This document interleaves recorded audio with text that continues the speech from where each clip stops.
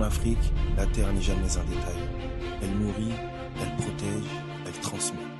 Ici, chaque trou, chaque poteau à venir marque une volonté, celle de préserver ce qui a de la valeur. Protéger un site, ce n'est pas fermer, c'est organiser, sécuriser, préparer l'avenir. Trop longtemps, nos terres ont été négligées, exposées, parfois perdues. Aujourd'hui, nous faisons un choix différent, un choix de responsabilité. Ce que vous voyez ici n'est que le début.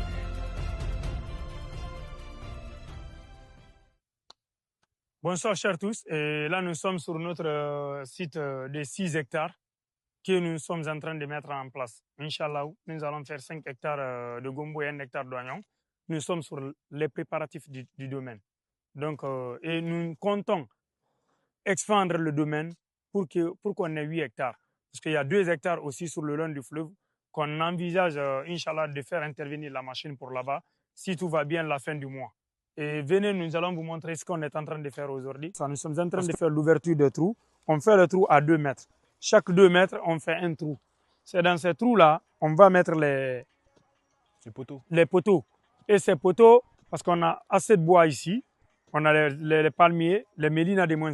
Les mélinas et les palmiers, c'est ce qu'on va couper. Les mélinas, on va mettre dans les trous. Parce que vous n'êtes pas sans savoir, quand vous coupez le bois de mélina, vous mettez comme poteau, dès qu'il y a l'humidité, ça va se régénérer encore. C'est que la plante ça va pas mourir, la plante va survivre. On va couper tout ça là, les trônes là, on va mettre ici.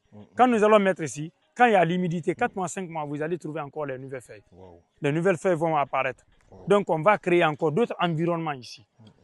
Au bas-fond là-bas, là où il y a les aubergines, quand nous allons partir, je vais vous montrer. Les mélina qu'on a coupées là-bas, tout a porté des fleurs à l'air, des fruits à l'air, des feuilles à l'air là.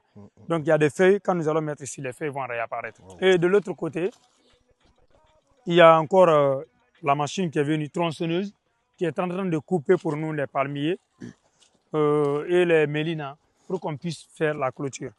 Et ici, on a eu les grillages de 100 mètres. Wow. Chaque rouleau à 100 mètres. La hauteur, c'est 1,80 m. Ce n'est pas les grillages qu'on a au bas-fond là-bas. C'est bien ça. Voilà. Et c'est les grillages qui ont la couleur verte. Donc, au fait, la rouille ne peut pas. Ouais, ça c'est bien. Il n'y aura pas la rouille. Parce que si c'est peinturé, il n'y aura pas la rouille.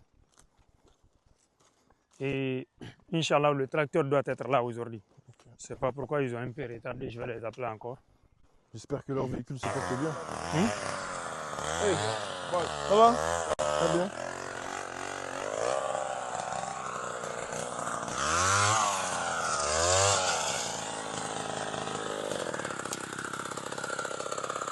Donc c'est ces arbres-là qui vont servir à la clôture? Ouais. Okay. Mais le tronc là, on va faire quoi avec ça? Ça va servir à quoi? Trône là, ouais. Ça on va couper en 2. Oh, okay. On coupe en 2, on met. En 4, ce qui sont en haut là, voilà. Ce qui sont en haut là, là on va le faire. Et il fait des... les champs soient en sécurité. Et il faut les rappeler parce qu'il y a d'autres qui pensent réellement. C'est des arbres, quand on les plante, ça va régénérer. Encore, dès qu'il y a l'humidité en bas, il y aura encore les feuilles qui vont sortir. Donc, on ne va pas détruire l'environnement. On a sélectionné les arbres qui peuvent réellement, après la mise en place des poteaux, qui peuvent encore reproduire à nouveau. Maintenant, si c'était les acazous là, acazous, on peut pas, il y a les acazous ici, on ne va pas les toucher. Parce que si on coupe les acazous, on les envoie là-bas, on a détruit l'environnement. Les acazous, quand on les plante là-bas, les pieds, ça va pas, il n'y aura pas les fleurs, ça ne va pas repousser. Tandis que les palmiers, les mélinas là, quand on les repousse, dès qu'il y a l'humidité encore, ça repousse. Oui, c'est pourquoi on a sélectionné que les mélinas. Raison pour laquelle c'est ce qu'on coupe et après on va mettre là-bas, on va créer encore de l'environnement dans notre champ.